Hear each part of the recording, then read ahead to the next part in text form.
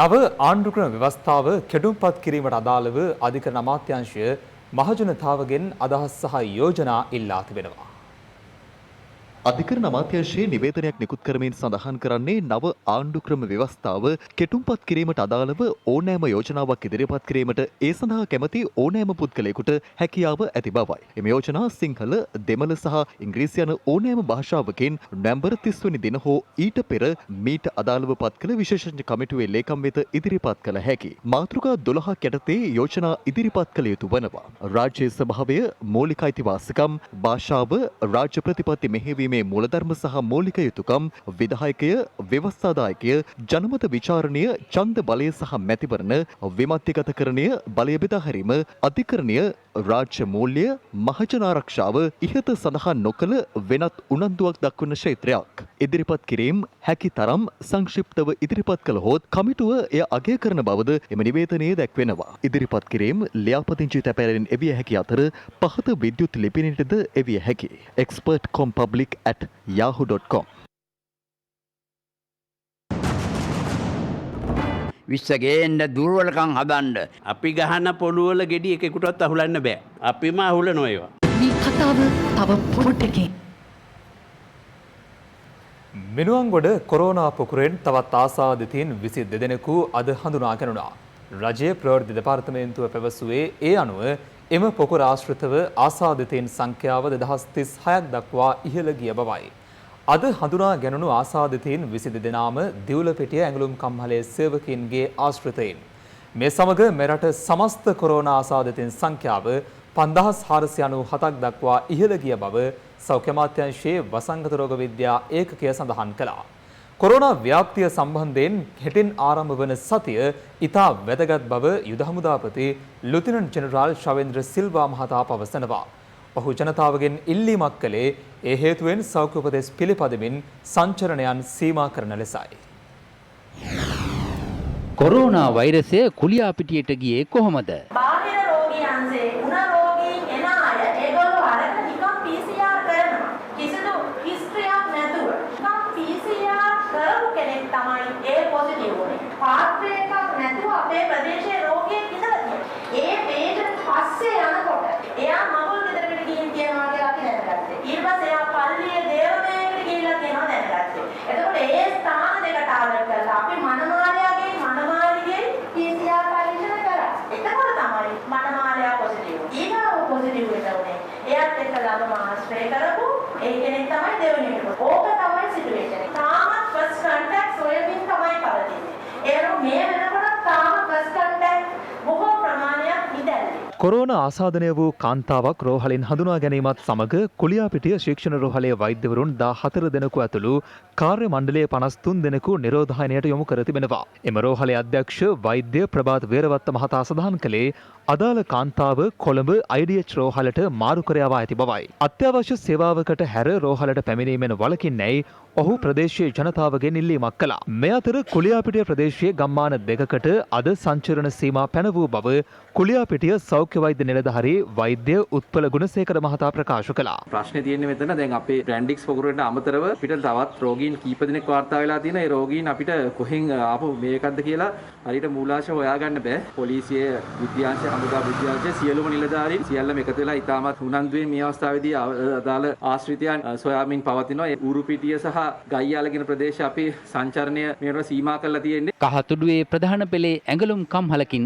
ආසාදිතෙක්. කහතුඩුව ප්‍රදේශයේ ඇඟලුම් කම්හලක සේවය කරන සාත්තු සේවිකාවකට කොරෝනා ආසාදනය වී ඇති බව තහවුරු වී තිබෙනවා. ඇයද මිනුවන්ගොඩ ප්‍රදේශයේ මීට පෙර ආසාදිතයින් හඳුනාගත් විවාහ මංගල උත්සවයට සහභාගී වූ අයෙක්. කහතුඩුව සෞඛ්‍ය වෛද්‍ය නිලධාරී දනුක පතිරාජ මහතා සඳහන් කළේ ආශ්‍රිතයින් PCR පරීක්ෂණ සඳහා යොමු කර ඇති බවයි. පොළොන්නරුව මහරෝහලේ කාර්ය මණ්ඩලයේ පිරිසකුත් නිරෝධායනයට.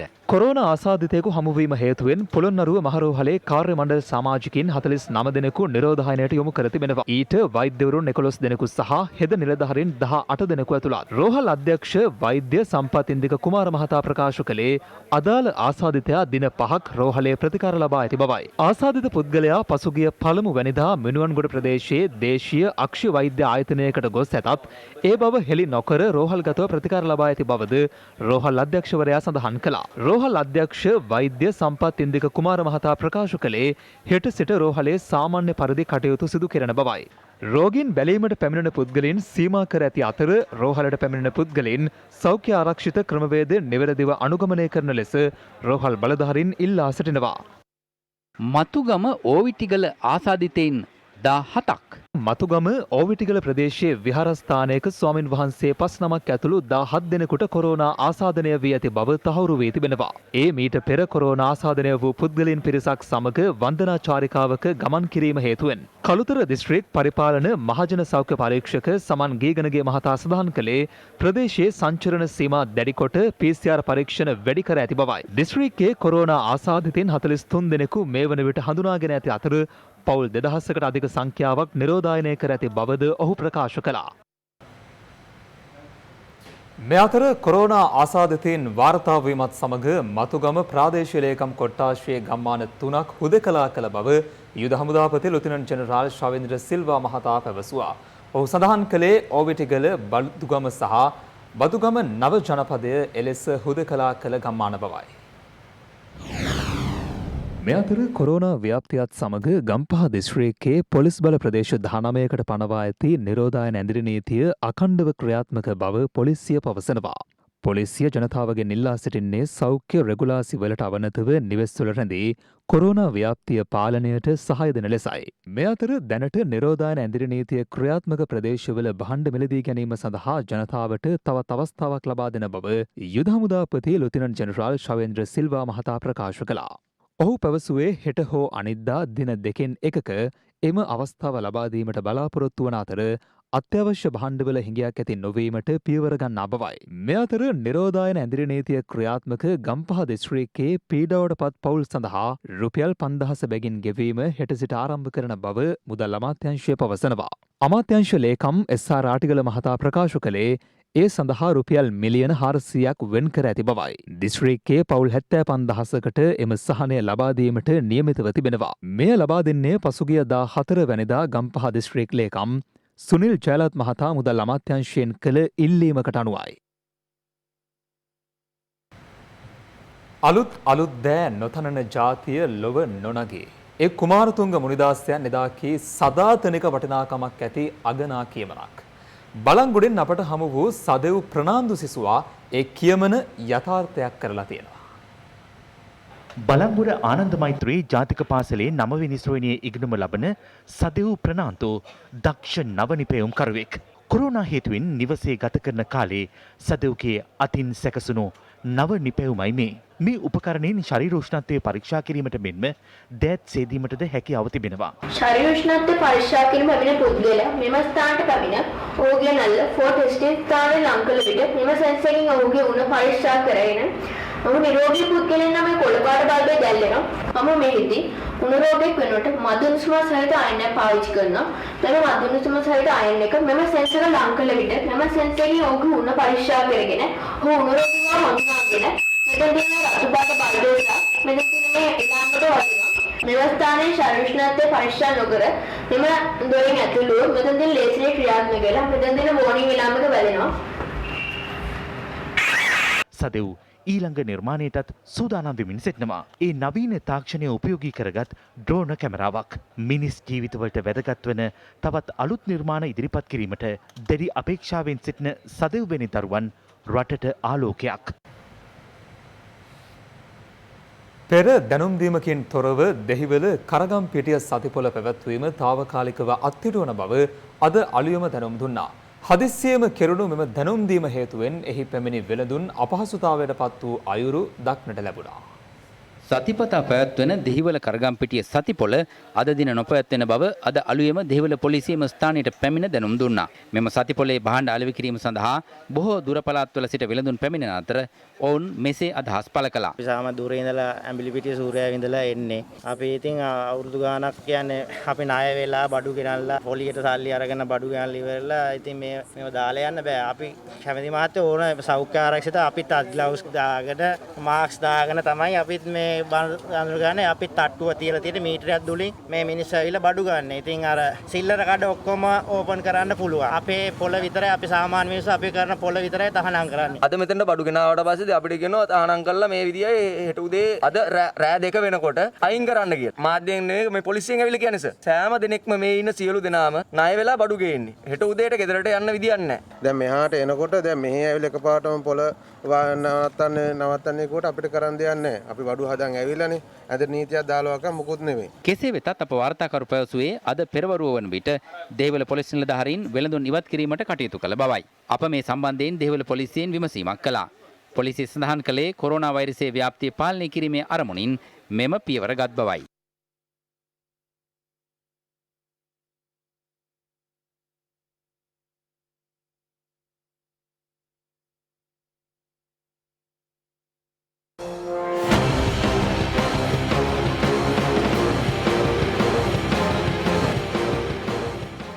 විසිවන ආණ්ඩුක්‍රම ව්‍යවස්ථාව පාර්ලිමේන්තුවේ විවාද කිරීමට ඇත්තේ තවත් පැය 72ක් වැනි කාලයක්. එවැගේම විසිවන සංශෝධනය සම්බන්ධයෙන් ශ්‍රේෂ්ඨාධිකරණයේ මඟ පෙන්වීම පාර්ලිමේන්තුවට ඉදිරිපත් වීමටත් ඇත්තේ තව පැය 48ක් වැනි කාලයක්.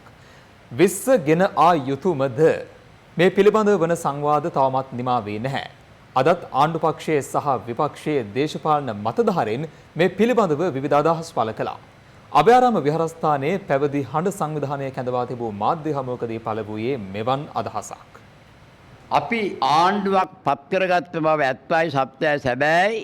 නමුත් මේ ආණ්ඩුවට අපි ඉන්නවාද කියන එක අවබෝධයක් නැතිවීම ගැන අපි මුලින්ම කනගාටු වෙන්නට ඕනේ.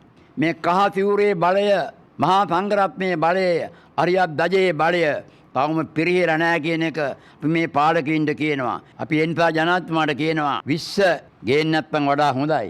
20 ගේනවා නම් මහා සංඝරත්නයේ අනුමැතිය අරගෙන 20 ගේන්න. එහෙම නැතුව යම් දෙනාගේ බලපෑම් මත, හිතුවක්කාර මත, දඩබ්බර ක්‍රියාදාමයන් මත මේ 20 ගේනවා නම් අපි එකඟ වෙන්නේ කවදාකවත්. 20 ගේන්න දුර්වලකම් හදන්න, පිළිගන්න බැරි ඒවා පැත්තකට දාන්න. මහා සංඝරත්නයට පිටුපාලා, මහා සංඝරත්නය කොන් කරලා, මහා සංඝරත්නය අවවාද පිළිගන්නේ නැතුව යමක් ගේන්න සූදානම් නම් මහා සංඝරත්නයත් සූදානම් ඒ සෑම දෙයකටම පිළිතුරු දෙන්න කියන එක මම මේ අවස්ථාවේ මතක් කරන්න කැමතියි. මොහොතක්වත් හිතන්න එපා කවුරුවත්. ආණ්ඩුව පෙරලන්න, ආණ්ඩුව වෙනස් කරන්න, ආණ්ඩුව එපා කියන්නේ මේ අපේ සටන, අපි හදපු ආණ්ඩුව අපි රකින්නට ඕනේ. අඩුපාඩු පෙන්වන්නට ඕනේ. ඒවා පිළිගන්නේ නැත්නම් තමයි ඉදිරියේදී මහා සංඝරත්නයේ දෙවෙනි පියවර ගන්න සූදානම් වන්නේ. මේ 20 පිළිබඳව අද උදේ නීතිඥ මහත්තුරු කණ්ඩායමක් ගරු ජනාධිපතිතුමා එවල තිබුණ මගේ පන්සලට උදේ 9:00ම.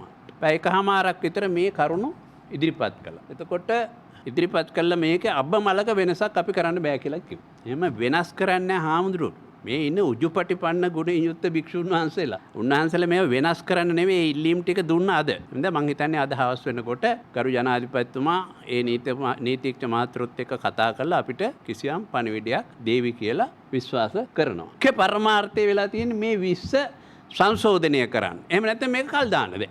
ඇයි මෙච්චර කලබල?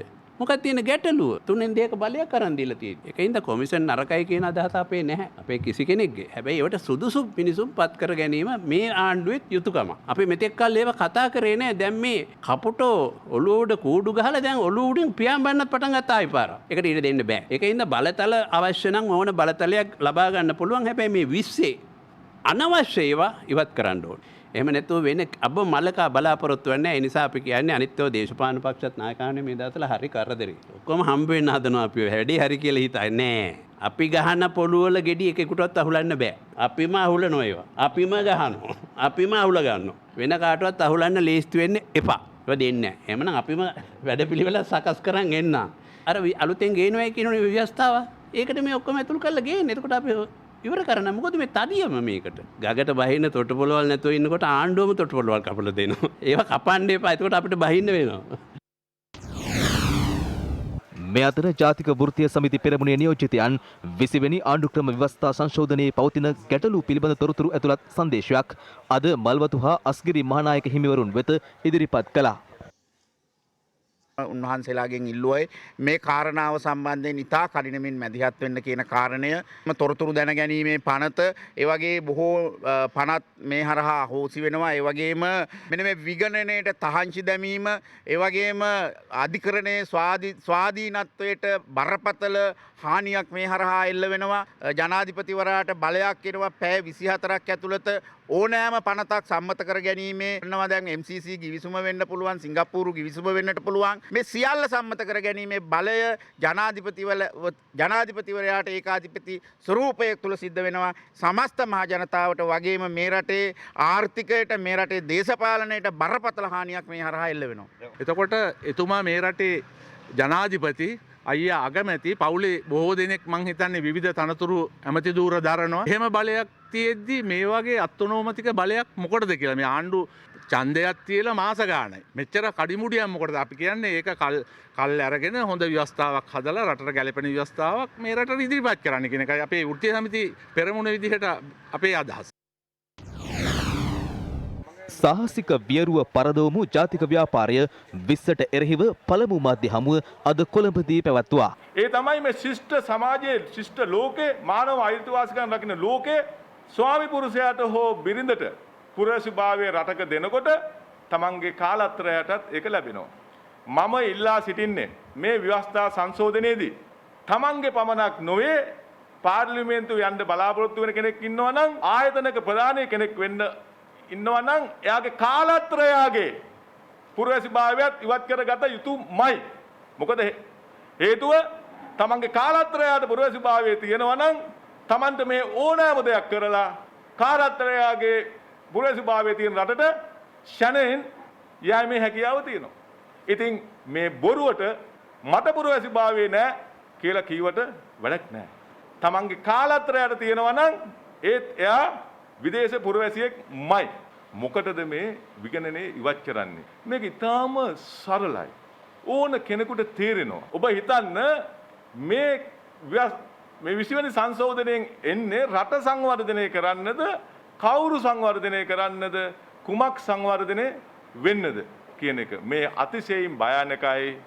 ඒ නිසා අපි ඉල්ලා සිටිනවා මේ රටේ මව් කිරබීපු පාර්ලිමේන්තු මන්ත්‍රීවරු ඉන්නවා නම් මේකට විරුද්ධ විය යුතුයි. අපි විශ්වාස කරනවා එවන් මන්ත්‍රවරු මේ පාර්ලිමේන්තුවේ සිටිනවා කියන කරුණ. අපි නැත්තම් තමුන්නාන්සෙලාට වෙඩි උණ්ඩේ ඉන්නේ මුලින්ම තමුන්නාන්සෙලාට කියන එක අපි පැහැදිලිව ප්‍රකාශ කරන්න ඕනේ. ඒ වගේම මේ රටේ ආර්ථික මර්මස්ථාන දැන් අවසන් විකුණන්න තීන්දුව කරලා ඉවරයි. මේ රට ඉතාමත් අසාර්ථක රාජ්‍යයක් බවට පරිවර්තනය වෙලා කෙමින් ගමන් කරන බව තමුන්නාන්සෙලාට පැහැදිලිව පේනවා. එසා මේ රටේ ප්‍රගතිශීලී භික්ෂුන් වහන්සේලාගෙන් අපි ඉල්ලා සිටිනවා මේ අසාර්ථක නායකයෝ තමුන්නා ඔබ වහන්සේලාගේ සිවුරාස්සේ බංකර් හදන්න ලෑස්ති වෙන කාලේ වැඩි ඈතක නැහැ. ඒ බංකර් හදන්න සිවුරාස්සේ ඉඩ නැති යුතුයි කියලා තමයි අපි තමුන්නාන්සේලාගෙන් ඉල්ලා සිටින්නේ. ඒකාධිපති 20 වෙනි සංශෝධනය දැන් 20 වෙනිදායි 21 වෙනිදායි පාර්ලිමේන්තුවට ගේන්න නියමිතයි. දැන් තැන් වල වාසුදේව මහත්මයා, විමල් වීරවංශ මහත්මයා, ඊළඟට විදුර වික්‍රමනායක මහත්මයා, විජේදාස රාජපක්ෂ මහත්මයා මේවායේ තියෙන ප්‍රජාතන්ත්‍ර විරෝධී වගන්ති පිළිබඳව, ප්‍රජාතන්ත්‍ර විරෝධී වැඩපිළිවෙළ පිළිබඳව තැන් වල අදහස් දැක්කා. ඒ වගේම අග්‍රාමාත්‍යතුමා කමිටුවක් දැම්මා. කමිටුවේ වාර්තාව මොකක්ද කියලා අපි දන්නෙත් නැහැ. කැබිනට් මණ්ඩලයට ඒ වාර්තාව ඉදිරිපත් කරෙත් නැහැ. කාරක සභා අවස්ථාවවලදී බිත්තර දාන කිකිලි කෙන්ද්‍රි ගානවා වගේ ඉන්නතුව හරියාකාරව ඒ අය මේකට ඡන්දය ලබා දෙනවද, ජනතාවගේ පැත්ත හිට ගන්නවද, එහෙම නැත්නම් දේශප්‍රේමී මුවාවෙන් ඇමතිකම් වලට ආස කරනවද, ඒව සූප් කරනවද කියලා කට්ටිය බලාගෙන ඉන්නවා. අපි බලාගෙන ඉන්නවා ජනතාව එක්ක එකතු වෙලා මේ අදහස් දක්වපු අය මාධ්‍ය ඉස්සරහට ඇවිල්ලා පාර්ලිමේන්තුවේ ඡන්ද දෙන අවස්ථාව වෙනකොට ඇත්තට මේ අදහස් වල රැඳී සිටිනවද නැද්ද කියන එක රට බලන් ඉන්නවා.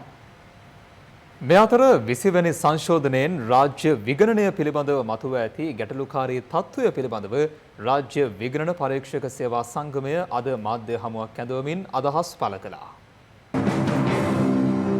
20 වෙනි සංශෝධනයෙන් රජයේ සමාගම් විගණනයට පෞද්ගලික විගණන සමාගම් වලට පැවරීමට කරන යෝජනාවේ ඇත්ත අරමුණ කුමක්ද යන්න ඔවුන් ප්‍රශ්න කළා. මොකද සියලුම රජයේ දෙපාර්තමේන්තු ඇතුළත් වෙන්නේ යම්කිසි අමාත්‍යාංශයක් යටද.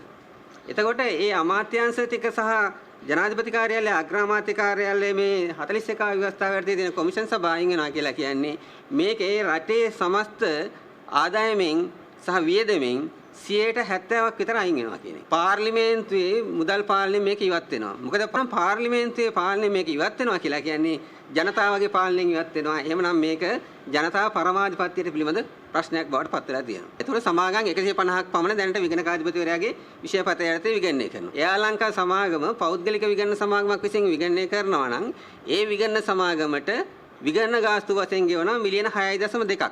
එතකොට උදාහරණයක් ගන්නකො අපි මිලියන 50ක් ගත්තොත් එහෙම සමාගම් 150ක් කියලා කියන්නේ මිලියන 750ක්. එතකොට දැන් මේ මිලියන 750 කොහටද යන්නේ?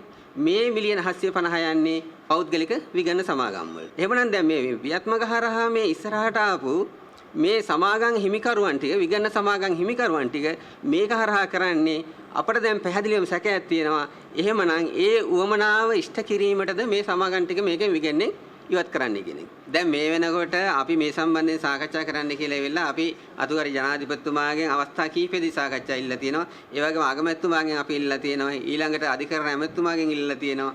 ඒ කිසි කෙනෙකුගෙන් අපිට මේ දක්වා කිසිම සාකච්ඡාවක් අපිට හම්බෙලා නැහැ. මේ රටේ තියෙන කිසිදු නීතියක් මේ රට සංවර්ධනය කරන්න කිසිදු ආකාරයකින් බාධාවක් නැහැ. හැබැයි එකම තියෙන ප්‍රශ්නේ තමයි මේ නිලුස්ගේ අකාර්යක්ෂමතාවය සහ මේ වංචා දූෂණ තමයි මේ රට ඉස්සරහට ගෙනියන්න බැරි වෙන ප්‍රධාන හේතු. ශ්‍රී ලංකාව හා භූගෝලීය දේශපාලනය. අමරිකා එක්සත් ජනපදයේ රාජ්‍ය ලේකම් මයික් පොම්පියෝ ශ්‍රී ලංකාවට පැමිණීමට නියමිතද? මේ පිළිබඳව මතභේදාත්මක තොරතුරු පළවන්නේ චීනයේ විශේෂ දූත පිරිස දිවයිනට පැමිණි පසුබිමකදී. ඇමරිකානු රාජ්‍ය ලේකම්වරයා ඉන්දියාවේ සිදු කරන සංචාරය අතරතුර ශ්‍රී ලංකාවට පැමිණීමට නියමිත බව රජය සනාථ කර ඇති බවද සන්ඩේ මෝර්නිං පුවත්පත වාර්තා කර තිබෙනවා. විදේශ අමාත්‍ය දිනේෂ් ගුණවර්ධන මහතා උපුටා දක්වමින් එම පුවත්පත් වාර්තාවේ වැඩිදුරටත් දැක්වෙන්නේ මයික් පොම්පියෝ මහතා ඉන්දියාවේ දිල්ලි නුවරට පැමිණෙන අතර එම සංචාරයේදී පැය කිහිපයකට පමණක් කොළඹ නගරයට පැමිණෙන බවයි. කොළඹ නගරයට පැමිණෙන ඇමරිකානු රාජ්‍ය ලේකම් මයික් පොම්පියෝ මහතා ජනාධිපති ගෝඨාභය රාජපක්ෂ මහතා මෙන්ම අග්‍රාමාත්‍ය මහින්ද රාජපක්ෂ මහතා සහ විදේශ කටයුතු අමාත්‍යාංශ නිලධාරීන්ද හමු වන බව පුවත්පත වාර්තා කරනවා. අප මේ පිළිබඳව ඇමරිකානු තානාපති කාර්යාලයෙන් විමසීමක් කළා. එහිදී එම කාර්යාලයේ ප්‍රකාශිකාවක වන නැන්සි වැන්හෝන් මහත්මිය ප්‍රකාශ කළේ මේ පිළිබඳව කිසිදු නිල ප්‍රකාශයක් Taman සතුව නොමැති අතර එවැනි සංචාරයක් සිදුවන්නේ නම් ඒ පිළිබඳ තොරතුරු ලද සැනින් දැනුම් දෙන බවයි. මේ අතර ඉන්දී අග්‍රාමාත්‍ය නරේන්ද්‍ර මෝදි මහතා සහ දෙමළ ජාතික සන්ධානය අතර සාකච්ඡාවක් පැවැත්වීමට කටයුතු සූදානම් වෙමින් පවතිනවා. දෙමළ ජාතික සන්ධානයේ නායක ආර් සම්බන්ධන් මහතා පවසන්නේ ඉන්දීය අග්‍රාමාත්‍යවරයා සමග සාකච්ඡා සඳහා දැනටමත් එරටින් ඉල්ලීමක් කර ඇති බවයි. එවැනි සාකච්ඡාවකට කටයුතු සම්පාදනය කරන ලෙස ඉන්දීය අග්‍රාමාත්‍යවරයා අදාළ බලධාරීන්ට උපදෙස් දී ඇති බවද සම්බන්ධන් මහතා අප කළ විමසීමකදී ප්‍රකාශ කළා. ශ්‍රී ලංකාවේ ඉන්දියානු මහ කොමසාරිස්වරයා පසුගිය අගෝස්තු මාස 21 වැනිදා දෙමළ ජාතික සන්ධානයේ නියෝජිතයින් පිරිසක් හමු වුණා. සැප්තැම්බර් 26 වැනිදා අග්‍රාමාත්‍ය මහින්ද රාජපක්ෂ මහතා සහ ඉන්දීය අග්‍රාමාත්‍ය නරේන්ද්‍ර මෝදි මහතා අතර වීඩියෝ සාකච්ඡාවක්ද පැවැත්වුණා. එහිදී ඉන්දීය අග්‍රාමාත්‍යවරයා ඉල්ලා සිටියේ 13 වැනි ව්‍යවස්ථා සංශෝධනය සම්පූර්ණයෙන් ක්‍රියාත්මක කළ යුතු බවයි. ශ්‍රී ලංකාව තුළ සිදුවන චීන ක්‍රියාකාරකම් සහ ශ්‍රී ලංකා රජයේ චීන ගැති ක්‍රියාකාරකම් පිළිබඳව ඉන්දියාව දැඩි අවධානයෙන් පසුවන බව ಭಾರತೀಯ ජනතා පක්ෂයේ තමිල්නාඩුවේ නියෝජ්‍ය නායක නීතිඥ වානති ශ්‍රීනිවාසන් මහත්මිය පවසනවා. ඇය මේ බව පැවසුවේ වීරකේසරී සතියන්ත පුවත්පත සමග සම්මුඛ සාකච්ඡාවකට එක්වෙමින්. ඉන්දියාවේ සහ ශ්‍රී ලංකාවේ අග්‍රාමාත්‍යවරුන් අතර පැවති සාකච්ඡාවලින් පසුව ඉහළ පෙළේ චීන දූත පිරිසක් ශ්‍රී ලංකාවට පැමිණීම රාජපක්ෂ රජය චීනය සමග සමීපව කටයුතු කිරීමේ ආරම්භයයි තහවුරු වන බව ශ්‍රීනිවාසන් මහත්මිය පෙන්වා දෙනවා. චීනය උතුරු ඉන්දීය දේශ සීමාව උල්ලංඝනය කරන අතර ලංකාව සමග සමීපව කටයුතු කරන බවද ඇය සඳහන් කර ඇති තවත් කරුණක්. ඉන්දු ලංකා සාම ගිවිසුම හෝ ජනවාර්ගික ගැටලුව විසඳීම සම්බන්ධයෙන් ඉන්දීය මධ්‍යම රජයෙන් එල්ලවන දැඩි පීඩනය ශ්‍රී ලංකාව චීන ගැති ස්ථාවරයකට තල්ලු කිරීමේ සම්භාවිතාව ඉහළ දමන බවද නීතිඥ වානති ශ්‍රීනිවාසන් මහත්මිය සඳහන් කර තිබෙනවා. ඇය වැඩිදුරටත් පවසන්නේ චීනය මෙරට දකුණේ සිදු කරන ආයෝජන දකුණේ රැඳී සිටීම සහ රජය තුළ දෙමළ මහජන නියෝජිතයින්ගේ කාර්යභාරය පිළිබඳවද ඉන්දිය රජය අවධානය යොමු කළ යුතු බවයි. මේ අතර තමිල්නාඩුවේ රාමේශ්වරන් සහ ශ්‍රී ලංකාව අතර පාලමක් ඉදිකිරීමට මධ්‍යම රජයේ අමාත්‍ය නිතින් ගඩ්කාරී මහතා මූලික කටයුතු ආරම්භ කර ඇති බවද ಭಾರತೀಯ ජනතා පක්ෂයේ තමිල්නාඩු නියෝජ්‍ය නායකවරිය ප්‍රකාශ කර තිබෙනවා. මීට අමතරව ඇය කාරයිකාල් සහ කන්කසන්තුරේ අතර බෝට්ටු සේවයක් ඇති කිරීමේ කටයුතු කඩිනම් කර ඇති බවත් පලාලි සහ ඉන්දියාව අතර ගුවන් ගමන් සම්බන්ධයෙන්ද සිහිපත් කර ඇති බවත් පුවත්පත් වාර්තාවේ සඳහන්. මේ අතර ශ්‍රී ලංකාවට එළවී ඇති විදෙස් බලපෑම් සම්බන්ධයෙන් ජනතා විමුක්ති පෙරමුණේ මාධ්‍ය හමුවේදීද අදහස් පළ වුණා. ඒ වගේම මේ චීන දූත පිරිස ඇවිල්ලා ජනාධිපති මුණ ගැහිලා අගමැති මුණ ගැහිලා ආපහු චීනට ගිය ගමන්ම අපි දැක්කා ඉන්දියාව ඒකටත් ප්‍රතිචාර දක්වුවා. ඉන්දියාව අපේ රටේ දකුණේ දිස්ත්‍රික්ක 4කට අලුතෙන් කොන්සල්වරයෙක් පත් කරා. මේ කියන්නේ මහා ඇමතිලා පත් කරනවා වගේ ඉන්දියාව. ලංකාව තුල චීනයේ දේපල වැඩිපුර තියෙන දකුණට සම්බන්ධව හම්බන්තොට වරාය තියෙන දකුණේ ඉන්දියානු මහා කොමසාරිස්තුමා අගමැතිතුමා මුණ ගැහිලා සාකච්ඡාවක් පැවැත්වුවා හදිසියේ. ඒ අතර දැන් කතා වෙමින් තියෙනවා අමරිකානු රාජ්‍ය ලේකම් ඇමරිකා එක්සත් ජනපදයේ රාජ්‍ය ලේකම් මයික් පොම්පේ මහත්තයා ඉන්දියාව සංචාරකට එන මේ මාසය අග යාපු වෙලාවේ ලංකාවටත් එන නියමිතයි කියලා. පිට චීනෙන් ඇවිල්ලා යනවා. එතකොට ඉන්දියාවේ ප්‍රතිචාර දක්වනවා. ඊට පස්සේ එක්සත් ජනපද රාජ්‍ය ලේකම් ලංකාවට එනවා. මේකෙන් පේන දේ තමයි ඉන්දියාවේ එක්සත් ජනපදයේ චීනේ තයිති ඉඩමක් වත්තක් බවට මේක පත් කරලා තියෙන්නේ. පවතින ණයබර විසින් ශ්‍රී ලංකාව උගුලකට සිරවෙමින් ඇති බව ටිල්වින් සිල්වා මහතා පවසනවා. මේ බලවතුන්ට යට වෙන්න මේ ආණ්ඩුවට සිද්ධ වෙලා තියෙන වෙන කිසිවක් නිසා නෙවෙයි. ලංකාව බරපතල ලෙස ණය අර්බුදයේ ගිල්ලා ඉන්නවා. රුපියල් බිලියන 13000කට වැඩි ණය කන්දරාවකට අපි හිර වෙලා ඉන්නවා. ලංකාව ආණ්ඩුවට දෙන උත්තර දෙක තමයි එකක් නැවත ණය ගන්න එක නැත්නම් ණයට හිලවු ලෙස ලංකාවේ සම්පත් අපේ රටේ ඉඩම් අපේ රටේ වටිනා සම්පත් මේ නායකත්වයට වලට විකුණා දාන එක නැත්නම් දීලා දාන එක තමයි උත්තරේ. දැන් මේ වෙමින් පවතින්නේ කියලා තමයි අපට පේන්නේ. ඇමරිකානු රාජ්‍ය ලේකම්වරයා ලංකාවට එන්නේ ඇයි? ටිල්වින් සිල්වා මහතා මෙසේ පැහැදිලි කළා. මේ සෝෆා ගිවිසුම අත්සන් කිරීම පොඩ්ඩක් කල් ගිහිලා තියෙන්නේ. අපි හිතනවා මේ කල බැගින්න මැද්දේ සෝෆා ගිවිසුම නැවත අත්සන් කරන්න තත්ත්වයට ලංකාවපත් කරන්න පුළුවන්. ඊට අමතරව බරපතල කාරණයක් තියෙනවා. මොකද MCC ගිවිසුම. දැන් අපි හිතනවා එක්සත් ජනපදයේ ලෑස්ති වෙන්නේ එක්සත් ජනපදයේ රාජ්‍ය ලේකම්වරයා මයික් පොම්පේ මහත්තයා ලංකාවට එන්නේ ඔය ගිවිසුම් ටිකත් අත්සන් කරන්න ලංකාව නම්ම ගන්න කියලා තමයි අපි හිතන්නේ. කොළඹ වරාය නැගිටින ජැටිය නැවත ඉන්දියාවට යාම යනතුරු තියෙනවා. ලංකාවේ තෙල් ටැංකි තිරුකුණාමලේ තෙල් ටැංකි ඉන්දියාවට බදු දීමේ යනතුරු නැවත තියෙනවා. එක පැත්තෙන් ගත්තොත් හම්බන්තොට වරාය ආශ්‍රිත ඉලන් ටික චීනට ලබා දීමේ යනතුරු අපේ ඉස්සරහා තියෙනවා. 20 වෙනි සංශෝධනය කඩිමුඩිය ගෙනීමට හේතුවද ඔහු මෙසේ පැහැදිලි කළා. මේ 20න් කරන්න යන්නේ ගෝඨාභය රාජපක්ෂලා මොකද්ද? චීන කියන ඕන දෙයක් කර දීම සඳහා තමන් අතර බලය ගන්න. ඉන්දියාව විලන ඕන දෙයක් ජනතා විරුද්ධ වුණත් පාර්ලිමේන්තු විරුද්ධ වුණත් ලබා දීම සඳහා තමන් අතර බලය ගන්න. එක්සත් ජනපදයේ ඉල්ලන ඕන දෙයක් ලබා දීම සඳහා බලය ගන්න. චීන ඉල්ලන ඕන දෙයක් ජනතාව කැමති වුණත් අකමැති වුණත් ලබා දීමට බලය ගන්න. ඒක තමයි ලෑස්ති නිසා මේ ඒකාධිපතිත්වයට ලෑස්ති වෙන්නේ වෙන කිසිවකට නෙවෙයි වැඩ කරන්න වෙයි. මොකද්ද? රට පාවා දීමේදී ගිවිසුම් අත්සන් කිරීමේදී තව තව ණය ගැනීමේදී එල්ල වෙන ජනතා විරෝධයන් පාර්ලිමේන්තු විරෝධයන් පවා නොසලකා තනි මතයට වැඩ කරන්න නිසා මේ වෙනකොට එක පැත්තකින් චීනයට අපේ වටිනා දේපල ආණ්ඩුව බදු දෙමින් පවතිනවා. අද වෙනකොට දකුණු අධිවේගී මාර්ගය වක්‍රාකාරයෙන් චීනයට පැවරීමේ කටයුත්තට ආණ්ඩුව මුලපොරලා තියෙනවා. ඒ වගේම ඉදිරියේ ආණ්ඩුව මේ පත් වෙලා තියෙන ණය උගුලෙන් ගැලවෙන්නට තවත් බොහෝ ආර්ථික මර්මස්ථාන එක පැත්තකින් චීනයට දීම සඳහා සැලසුම් සකස් කරනවා දෙමින් පවතිනවා. අනෙක් පැත්තෙන් MCC එක හරහා ඇමරිකාවට තව කොටසක් දීමට පිඹුරුපත් සකස් කරමින් සිටිනවා. ආණ්ඩුවට ආර්ථික වශයෙන් වැඩපිළිවෙලක් නැති වුණාම හැම තීන්දුවක්ම දේශපාලනිකව හිතලා ගන්න ගියාපුවාම මෙවැනි රටට අහිතකර දේවලට මුහුණ දෙන්නට සිද්ධ වෙනවා. මේක අපේ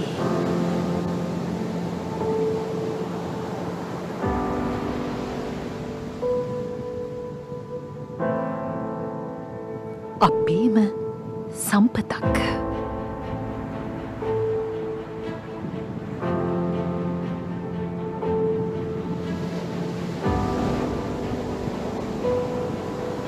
වර්ග කිලෝමීටර 5,17,000කට වැඩි ශ්‍රී ලංකාවේ අනන්‍ය ආර්ථික කලාපය. භූමිය මෙන් 8 ගුණයක් විශාල නිල.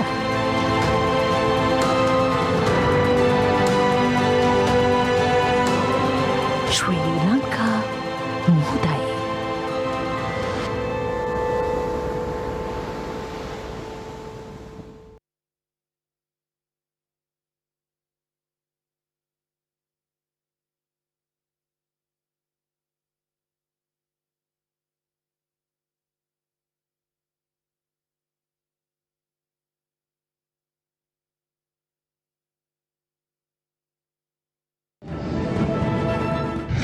විකාරී දිනු සම්මානය අද රාත්‍රී 10ට.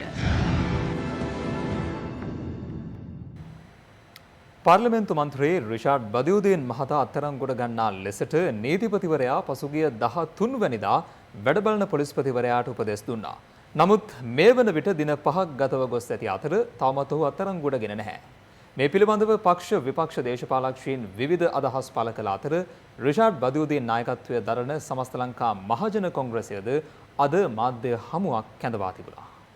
ඡන්ද කොමිසමේ සභාපතිතුමා ලියා තිබුණේ ඡන්දදායකයෝ මුදල් ගෙවනවා නම් එම මුදල් ලබා ගැනීමෙන් අනතුරුව වාහන පහසුකම් ලබා දීමෙන් කිසිම ප්‍රශ්නයක් නැමැති බව. මෙම මුදල එක රජයේ ආයතනයකින් තව රජයේ ආයතනයකට ගිහිලා තිබෙනවා. ඊට පස්සේ ඒ තව ඒ ගෙවපු මුදල අමාත්‍යාංශයට දවස් 10කින් ආපහු ගෙනල්ලා තිබෙනවා. මේකෙන් කාටවත් කිසිම පාඩුවක් වුණේ නැහැ. නීතිපතිවරයා මම කියන්නේ නැහැ හිතාමතා කරනවද නැත්නම් යම් පහසුකමක් මේ රජයෙන් බලාගෙන මෙහෙම නියෝගයක් මෙහෙම උපදෙස් දීලා තියෙනවද කියලා. මොකද ඔහු විසින් ඒ වගේ උපදෙස් දීලා තියෙනවා දෙකක්. අවස්ථා දෙකක. රවි කරුණායක හිටපු එමතුමාව වහාම අත්අඩංගුවට ගන්න කියලා පොඩ්ඩක් දවස් ටිකක් තුනක් හැංගිලා හිටියා. ඒගොල්ලෝ එහෙම හැංගිලා ඉඳලා ඒගොල්ලෝ අධිකාරයට ගියා. ඒක සිද්ධ වෙලා ගොඩක් කල් ගිය නැහැ. කුරුණෑගල නගරාධිපතිතුමා සම්බන්ධව ඇති වූ ප්‍රශ්නයකට තමුන්නාසලා දාන්න. ඊටාම පැහැදිලි ලෙස අභ්‍යාචාරිකරණයෙන් නීතිපතිවරයා කරනු ලබන කාර්යභාරය කටයුත්ත සම්පූර්ණ වැරදි කියලා පෙන්වනවා. දැන් මේක තුන්වෙනි අවස්ථාව. ඒ නිසා තමයි රිෂාඩ් මන්ත්‍රීතුමා අද ඔහුට මේ ප්‍රශ්න මේ නීතිපතිවරයාගේ මේ වැරදි තීන්දුව තීරණාව නිසා ඇති වී තිබෙන මේ తాවකාලික ප්‍රශ්නය අධිකරණයට යොමු කරලා තිබෙනවා. රිෂාඩ් එමතුමා ඔහුට ලැබිය යුතු සාධාරණත්වය අනිත් අය වගේ කුරුණෑගල නගරාධිපතිතුමා වගේ රවි කරුණායක එමතුමාලා වගේ රාජිත සේනාරත්න එමතුමාලා වගේ ඒ වරප්‍රසාදය අධිකරණයේ ඔහුට ලැබෙනවයි කියලා විශ්වාසය උඩ තමයි ටික දවසක් මේකෙන් ලැක්වී සිටිනවා. අවශ්‍ය වෙලාවට 20 වෙනිදායෙන් පසු අධිකරණයේ විසින් දෙන ලද තීන්දුව පිළි අරගෙන අවශ්‍ය වෙලාවකට ඔහු පෙනී සිටිනවා. සිංහල රාවේ ජාතික සංවිධානයේ මා විසින් මැදිහත් වෙලා තමයි අපේ සංවිධානයේ විසින් මේක 2019 නොවැම්බර් මාසේ 26 වෙනිදා තමයි අපි මේ පැමිණිල්ල ගොනු කරන්නේ පොලිස්පතිවරයාට. ඒතකොට අවුරුද්දකට වැඩි කාලයක් ගිහිල්ලා මම හිතන්නේ වර්තමානයේ නීතිපතිතුමාගේත් මැදිහත් වීම මත රිෂාඩ් බදුරුදීන් ඇමතිවරයා වහාමත් අඩංගුවට ගන්න කියලා ක්‍රියාත්මක කරනවා. නිවේදනය නිකුත් කරනවා. හැබැයි රිෂාඩ් බදුරුදීන් ඇමතිවරයා අත්අඩංගුවට ගන්න CID එකටත් පොලිසියටත් බෑ. ඒකට කාගේ හෝ දේශපාලන හස්තයක් මේ ආණ්ඩුවේ තියෙන කාගේ හෝ දේශපාලන හස්තයක් රිෂාඩ් බදුරුදීන් ඇමතිවරයා රැකීම සඳහා උපයෝගී වෙලා තියෙන කාරණාව මේ වෙලාවේදී විශේෂයෙන් පැහැදිලි කරන්න ඕනේ.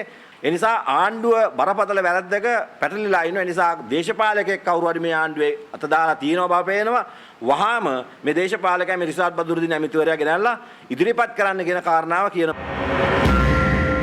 රිෂාඩ් බදුරුදීන් කියන්නේ විශ්වකර්මයෙක් නෙවෙයි. රටේ පාලන බලය අයිති වුණු ජනාධිපතිතුමා ඉන්නවා. ජනතාවගේ 3/2 කැමැත්තෙන් එතුමා බලයටපත් කළා දෙනවා. එහෙම නම් ඇයි නීතිය ක්‍රියාත්මක නොකරන්නේ? මේකද ප්‍රජාතන්ත්‍රවාදී. පොඩි එකාට නීතිය ලොකු එකාට නීතිය නෑ. තෝරු මෝරු පැනලා යනවා. හාල් මැස්සෝ අහුවෙනවා. ඒක මේ රටේ ජනතාව කැමති වෙන්නේ. ඒ නිසා රිෂාඩ් බදුරුදීන් මැතිතුමා අද අත්අඩංගුවට ගන්න බැරි ඇයි? එළියට දැම්මේ කවුද?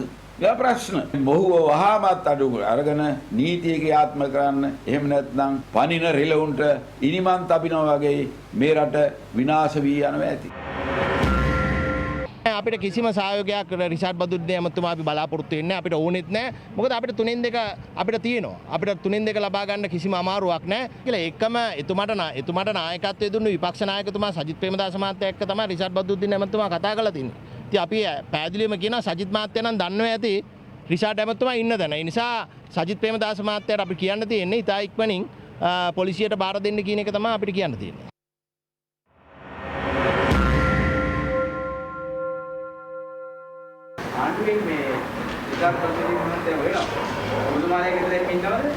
ඒක මහ මෝඩ ප්‍රශ්නයක්නේ. ආණ්ඩුව හොයනවද නැද්ද කියන එක ආණ්ඩුවේ වැඩක්. නමුත් මගේ ගෙදර ඉන්නවයි කියන එක මහ මෝඩ ප්‍රශ්නයක්. විපක්ෂ නායක සජිත් ප්‍රේමදාස මහතා මේ අයුරින් පිළිතුරු ලබා දුන්නේ ගල්කිස්ස ශ්‍රී ධර්මපාලාරාම විහාරස්ථානයේ විහාරාධිපති අමරපුර නිකායේ උත්තරීතර මහානායක අතිපූජ්‍ය කොටුගොඩ ධම්මවාස හිමියන්ගේ සූදු විමසීමට පැමිණි අවස්ථාවේදී ඉන් අනතුරුව මාධ්‍ය වෙත අදහස් පළ කළ විපක්ෂ නායකවරයා මම අත් වශයෙන්ම කිව්වේ 20000 ලබා දෙන්නයි කියලා. නමුත් 20000 ඕනේ නැහැ කියලා රටේ ජනතාව කිව්වනේ. මම ඉල්ලීමක් කරා මේ වහාම සහන ටික ලබා දෙන්නයි කියලා. බොරු ඇස් බැඳුම් වැඩ කරන්නේ නැතුව. ජේට තියෙනවා වෙනම වසියක් මේ දවස්වල. 20 වෙනි සංශෝධන වශිය. මේ වශිය පස්සේ මේ රජය යනවා කොරෝනාව පැත්තක දාන්න. 19 ඇත්ත වශයෙන්ම යහපත් රාජ්‍ය පාලනයක් සඳහා තිබිය යුතු ප්‍රතිපාදන ටික තිබෙනවා. ඒ නිසා අපි 19න් ඔබට 19 ප්ලස් ව්‍යාපාරය පටන් ගන්න තිබෙනවා.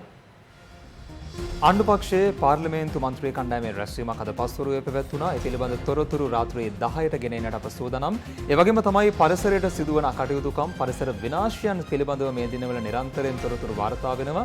අද විශේෂ අමාත්‍ය මහින්ද අමරවීර මහතා මේ පිළිබඳව විශේෂ සොයා බැලීමක් සිදු කළා.